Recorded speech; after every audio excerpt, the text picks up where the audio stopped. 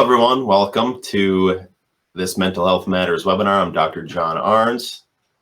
Thank you for listening. Today we're gonna explore the physical causes of anxiety, PTSD, OCD, depression. Call it whatever you want, any mental health label.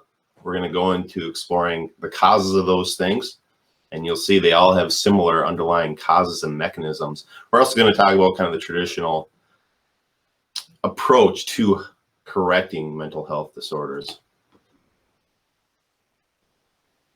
And first here, a little bit about myself. I'm a structural chiropractor. I focus on the nervous system and chronic health challenges, so kind of more the holistic approach to how the spine affects the body. And also a member of the Weston A. Price organization. The focus and goals of that organization are using traditionally prepared nutrient-dense foods to help the body heal and function optimally. So in our office, we use an approach or a philosophy called salutogenesis. So this approach, we're focusing on all the things that actually support and create health in the human body. Saluto is Latin for health. Genesis is the creation of. So all the things we can do to create health in the human body, because when we create health, then we can limit the likelihood and occurrence of disease and different disease presentations in the body.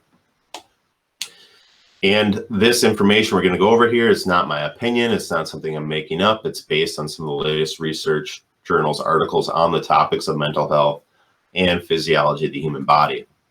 And this is the overline here of what we're going to talk about. Number one, what's going on. I think a lot of us are aware of the seriousness of the situation in today's world and human society of mental health disorders and how severe they are and how common they are.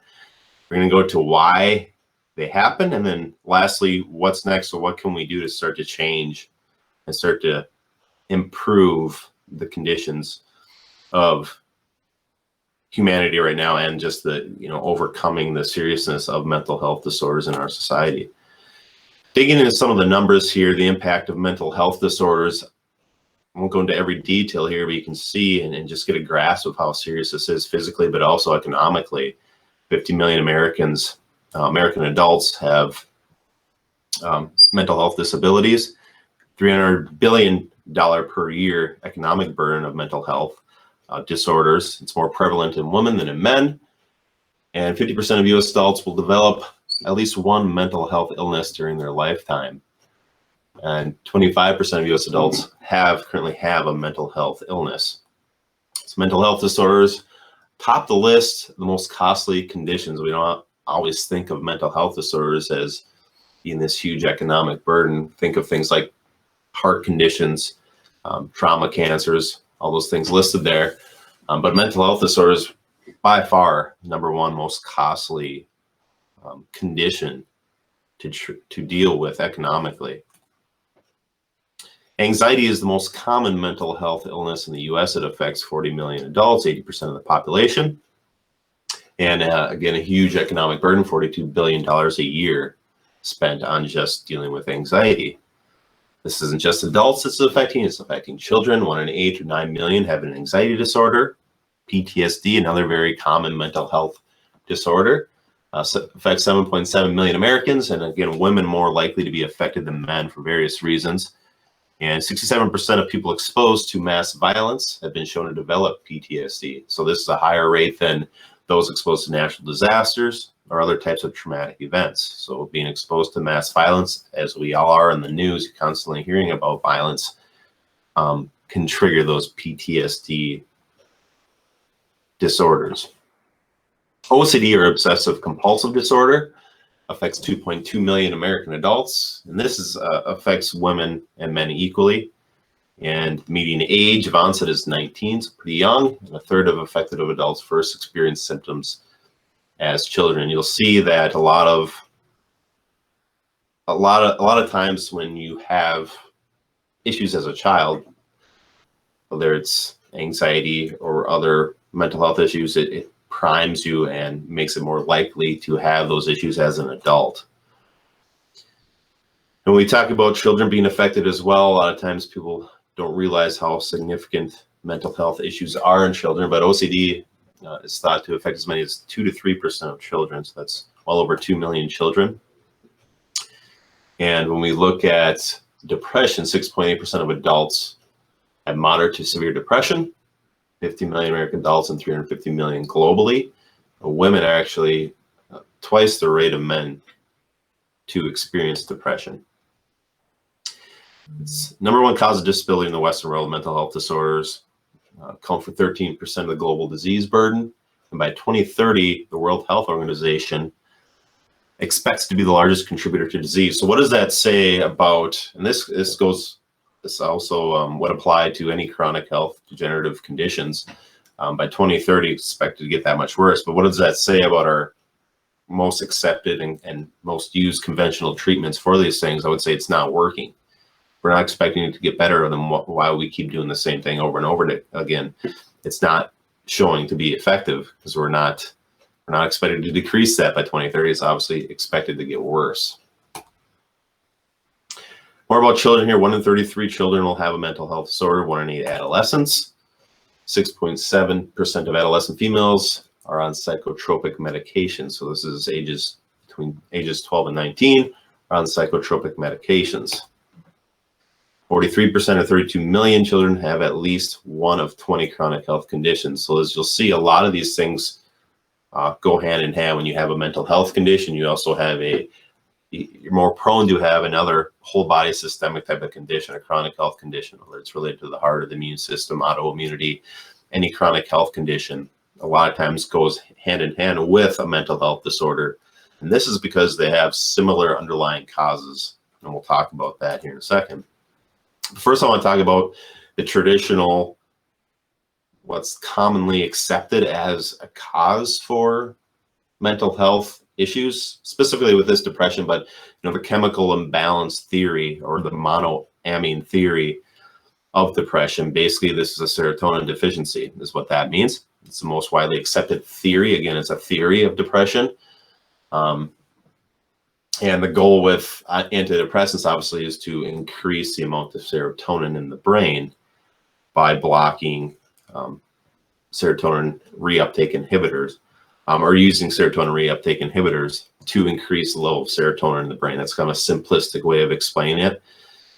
When we look at the limitations of this commonly accepted theory, what happens over time is even if we can increase the levels of serotonin in the brain, we're actually going to lose sensitivity to that serotonin. So we lose signaling response over time. And the onset of serotonin reuptake inhibition by those drugs actually occurs really quickly when you take them, but we don't see actually clinical changes. The onset of clinical changes can take weeks to months. So if it's just simply altering those chemicals, we should see immediate changes. So it just tells us there's something more going on with the body in regards to mental health disorders and depression.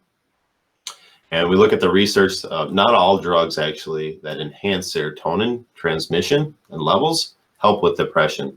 Look at some of that research. Some additional research shows that when we obstruct or take away the parts of the brain that create serotonin, it doesn't induce or create depression. And based off the chemical imbalance theory of depression, that would be expected, and it's not happening. So that research, again, depleting serotonin in healthy people should equal depression, but it's not. It's not. When we take away serotonin, it's not causing depression in those people. So again, that just tells us that it's something else going on when it comes to what's causing depression and mental health disorders. So the New England Journal of Medicine, Major Depressive Disorders, basically what this showed is that reductions in serotonin or serotonin deficiency did not contribute to depression in the people they were studying. More research, this one was done on mice, but what they did with mice is they bred mice to not produce serotonin in the brains, and they showed no signs of depression or depression-like symptoms. So this contradicts, again, the theory that's just simply this chemical imbalance, lack of serotonin, that's causing these changes. University of Oxford did research. Serotonin had to do with depression. Simple biochemical theories that link low levels of serotonin with depressed mood are no longer tenable.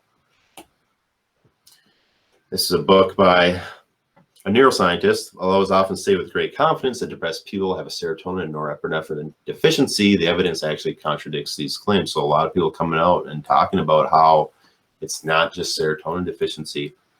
So taking drugs to alter serotonin and chemical levels are not going to be effective in the long run. They could have like a placebo type of effect, and we'll talk about that in a little bit. So there's a time and a place where we need to consider these things, but overwhelmingly the evidence is showing it's not a long-term, effective long-term solution. Even more research here, serotonin and depression. Contemporary neuroscience research has failed to confirm any serotonergic lesion in mental health disorders. And actually there's a lot of evidence that contradicts that. So just again, the idea that it's a neurotransmitter deficiency or chemical imbalance is not being shown to be the reason for causing depressive disorders and mental health disorders in the research.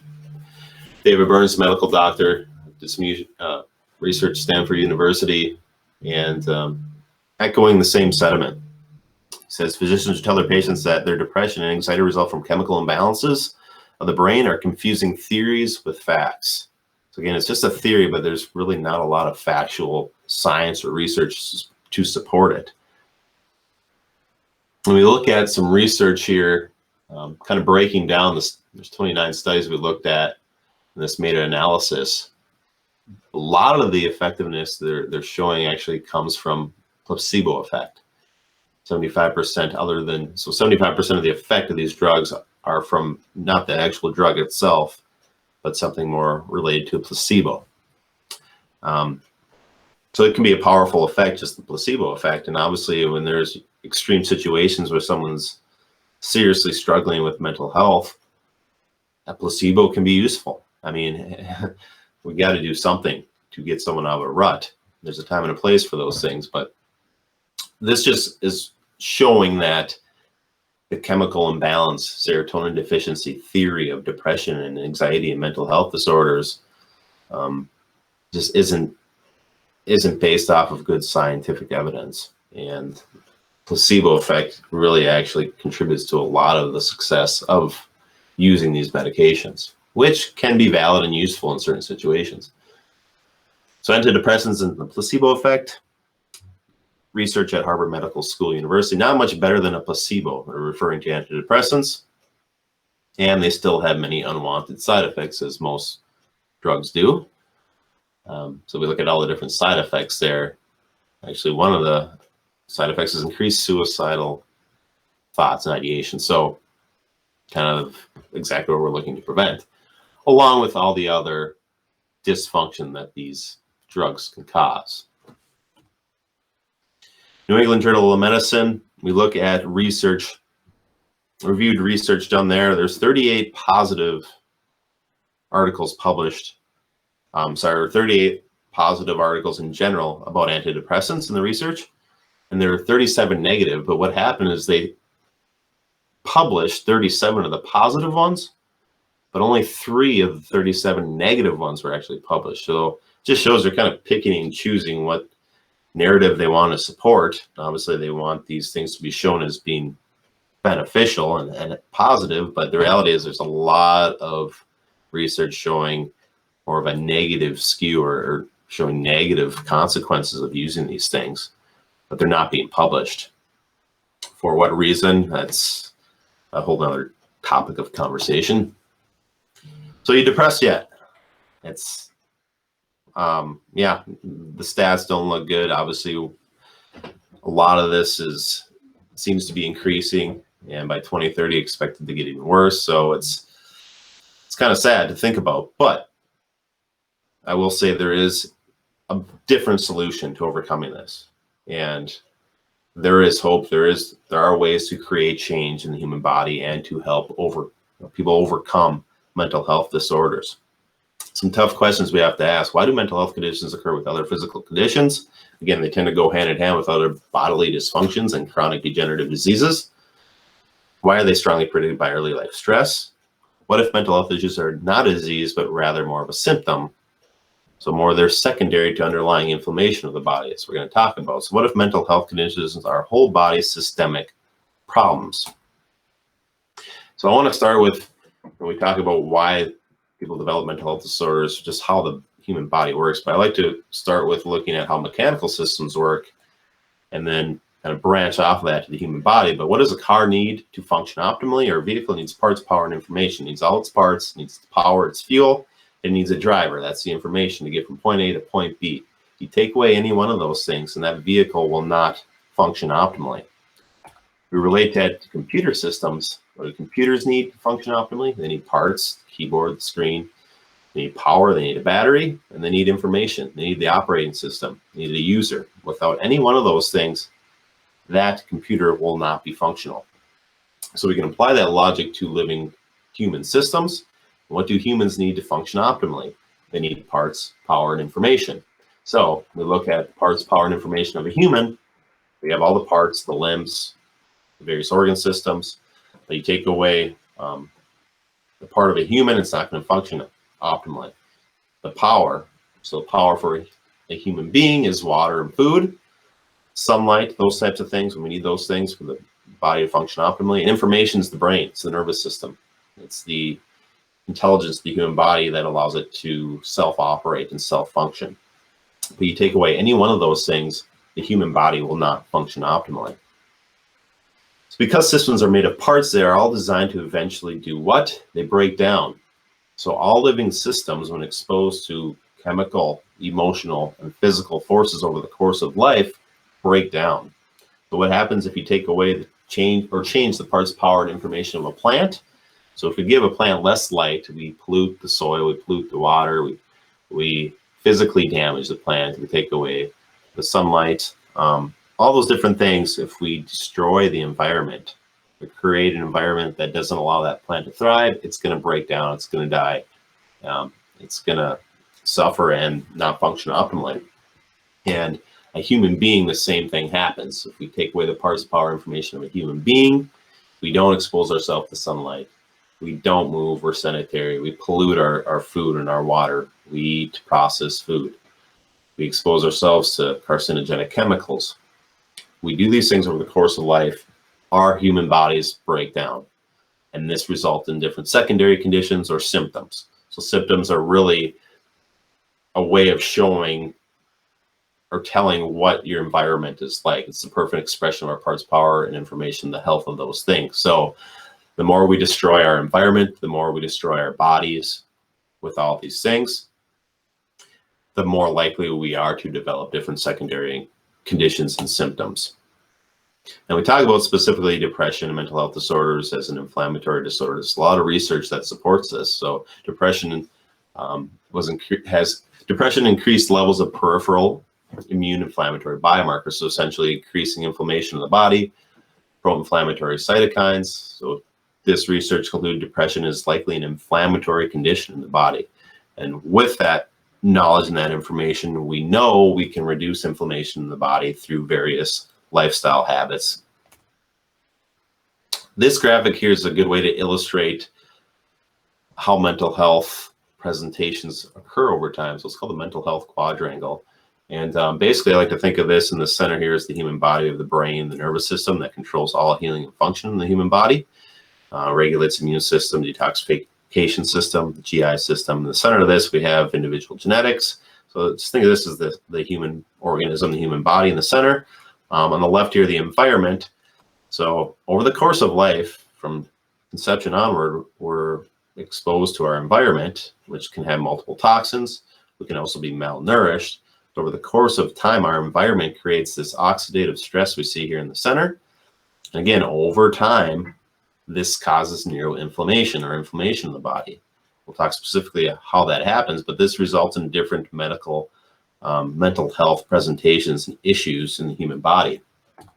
So mental health disorder trifecta, this breaks down how we develop neuroinflammation, which can lead to different mental health conditions. But basically, again, we have our environment, physical, chemical, emotional stressors on the left. This depletes and destroys our microbiome, antibiotics, drugs, poor diet, basically a poor environment, hypersympathetic state, so constant stressed out state leads to a leaky gut. A leaky gut leads to a leaky brain. This creates neuroinflammatory conditions, which makes us more prone to all sorts of different mental health disorders. You can label it whatever mental health condition you want. A lot of it has the same underlying causes and contributions as far as environmental contributions to that inflammation. So stress-induced depression, this is a study where chronic stress, social threats, and stress led to inflammation and correspondingly depression over the course of 5 weeks. A lot of research has been done on how chronic contemporary social threats leads to stress and inflammation and ultimately depression in the human body. So basically modern day social symbolic imagined threats or perceived threats, being anxious about things, led to an increasingly pro-inflammatory condition in the human body. So a phenotype of physical inflammation, and that drove depression and as well as other chronic degenerative conditions like asthma, rheumatoid arthritis, and chronic pain. So just our thoughts have a huge impact on that. So our environment. Early life stress primes the body for having more mental health issues or conditions future. So obviously it's should be a goal to try to alleviate these things as early as possible in life. So we know what's going on. We have an idea of why these things happen in the body. Next step is what's next. Where does health come from? How do we start making changes? So the good news is, as I've said before, we can make changes. And there's something called neuroplasticity. Basically, that just means we can change the brain. We can improve the health of the brain with time, with creating good, healthy habits. It starts with our nervous system. So the autonomic nervous system basically has two components. We have the sympathetic nervous system, which is the fight or flight part of the brain and the body and the nervous system. This is what activates when we're stressed. And most people are chronically in a sympathetic state. They're chronically stressed out. So we got to start to activate the parasympathetic, put people in a more relaxed state, get them in a healing state. And there's things we can do to correct this imbalance of high sympathetic, low parasympathetic. A lot of research shows that being in a high sympathetic state, so having this autonomic nervous system imbalance, high sympathetic, leads to depression and leads to different mental health conditions. So we've got to start to balance that out. More research showing here how autonomic imbalance, constant sympathetic state leads to major depressive disorders, leads to mental health conditions. And some simple things we can do to start to balance that autonomic tone in our body to upregulate more parasympathetic activity, downregulate sympathetic. Some simple things like positive social relationships. We got to learn to prune toxic people from our life. It can be hard to do. We can't constantly expose ourselves to people that bring us down and create stress.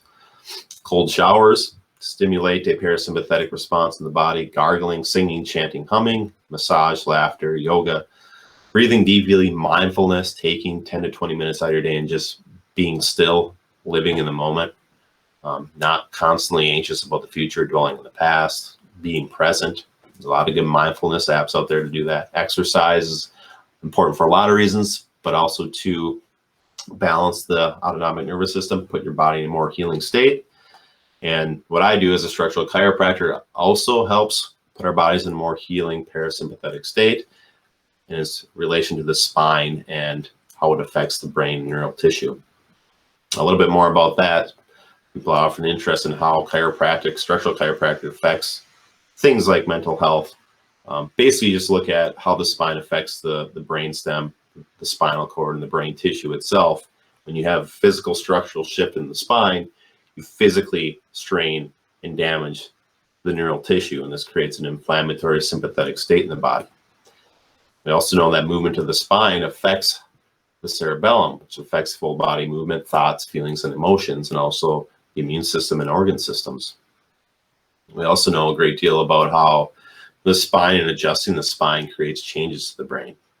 So it's just an important overall part of changing the health of the body and creating better functioning emotional health. Or research on how postnatal depression was improved significantly through structural chiropractic care. and systematic a review of the literature looked at the benefits of getting adjusted with the spine, and they saw significant improvements in all sorts of functions of the human body. So people that were asymptomatic even saw improvements across the board in a lot of different areas of measuring health. So what's next? Well, first of all, it takes a village. It takes a lot of different people to help create change in your life. You have to consult with people. You have to have people to help motivate you and to make changes habitually over time to start to create change in your body. And the good news is it can be done. It has been done, and it just takes some effort and some commitment. And we look at all the things we got to do to start to create positive, systemic, healthy changes in the body, reduce inflammation in the brain, start to let the body heal from different mental health conditions. We got to start making habitual change. We got to start changing how our nervous system is functioning through those things I just listed there. We got to start looking at the foods that are causing inflammation in the body and getting rid of those things and putting in the right foods. When we do this, we can start to heal the gut. If you've watched any of my previous videos on the gut-brain connection, we know that healing the gut is important because that's step one in stopping inflammation in the brain. If we want to, get healthier mentally, we got to decrease inflammation in the brain. So that starts with healing the gut. And also, once we heal the gut, then we're going to start to repair the body, start to detoxify, start to build healthy cells. This will create newer patterns in the brain, create positive cyclical patterns in the body, and reinforce health systemically in the body, getting inflammation down and starting to reduce that emotional burden that a lot of people are feeling nowadays. So if we start to make changes, we can, over time, we can get better. I've dealt with a lot of people personally who I've seen the changes in a relatively short amount of time. And really, you can only do so much as a healthcare practitioner preaching. It is easier said than done. I can give people all the information in the world, but ultimately it comes down to you to start to make these changes. And it can be done. And the more you stick with it, the more you do it, the more inspired and motivated you become to continue to do it, for a longer period of time, which is going to result in even healthier, well-functioning body. So start taking action. Be happy to help you. If you have any questions for me, if you want to reach out and ask me anything, if you want to pick my brain, you can email me, drjohnarns@gmail.com, for additional information on my practice and what I do chiropractically. You can visit the website here, www.completechiromn.com. Otherwise, thank you for listening. Hopefully you took away something valuable from this video, and you can start taking action and moving forward and creating good, new, healthy habits. And over the course of time, getting your body healthier, decreasing inflammation, getting yourself into a better emotional, mental state over time. Thank you.